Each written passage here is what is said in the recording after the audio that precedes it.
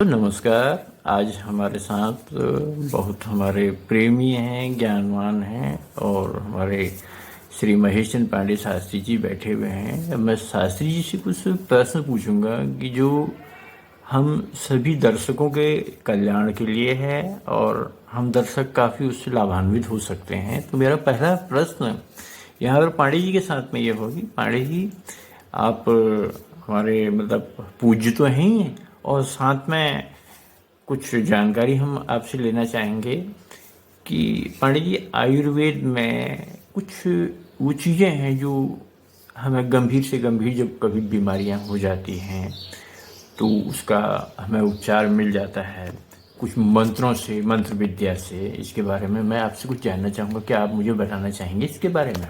जी, आपका प्रश्न क्या है? आप प्रश्न करिए अपना।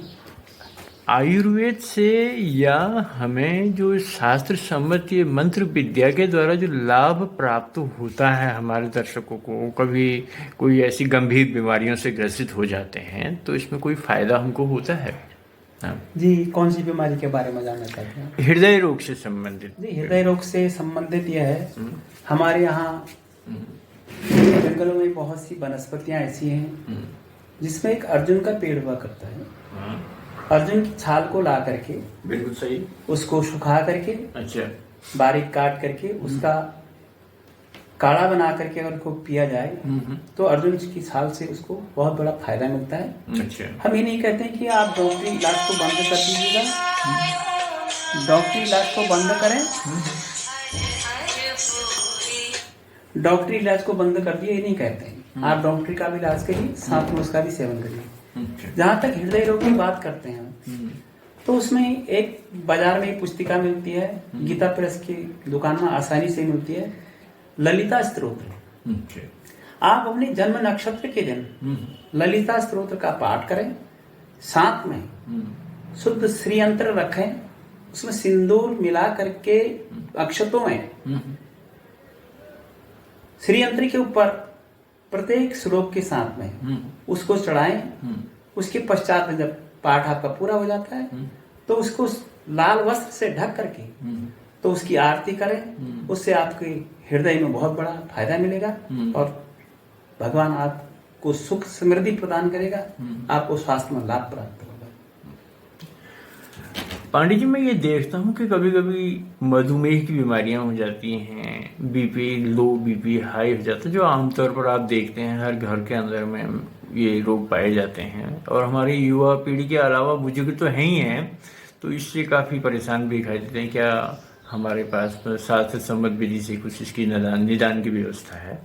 जी, शास्त्र सम्मत की विधि क्या है? पहले तो हम सब मानसिक तनाव को दूर करें अपना। अगर कोई भी बीमारी हो, हम मानसिक तनाव से होती है। जब हम मानसिक तनाव में चिंता पर ज्यादा हो जाते हैं तो एक बीमारी के बदलाव हमको अनेक बीमारियां घेरने लग जाती है। अब आपने मधुमेह के बारे में पूछा, शुगर के लिए वैसे तो नीम का सेवन करने से, नीम का छाल का काढ़ा बनाने से, ज्यादा मात्रा में नहीं, सिर्फ 2 चम्मच सुबह, 2 चम्मच शाम, 2 चम्मच आप दिन में लिए तो उससे फायदा मिलेगा। ज्यादा मात्रा में लेंगे आप शरीर को ठंडा कर देंगे। नीम बहुत ठंडी होती है।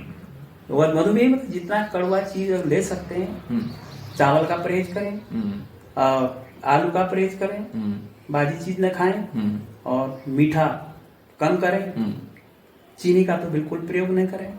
ये तो मधुमेह के लिए। और उसके बाद आपने मेरे से पूछा कि ब्लड प्रेशर, ब्लड प्रेशर हमारे को तब बढ़ता है जब हम समस्याओं से घिर जाते हैं।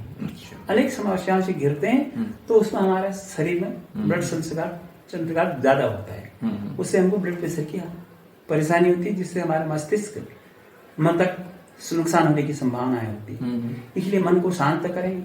देखिए, वैसे तो ये है, शास्त्र में तो यही कहा है, सब कुछ यही रहना है, कुछ भी साथ में हम ले नहीं जाते हैं। जो मकान बनाते हैं, जमीन जायदाद, जो भी ये सब यही छूट गई है, यही छूट जाती है, हर किसी को पता है। फिर भी हम इतने ग्रसित रहते हैं। रोग, जब हम ग्रसित रहेंगे, मानसिक तनाव में रहेंगे तो रोग हमको घेर लेते हैं।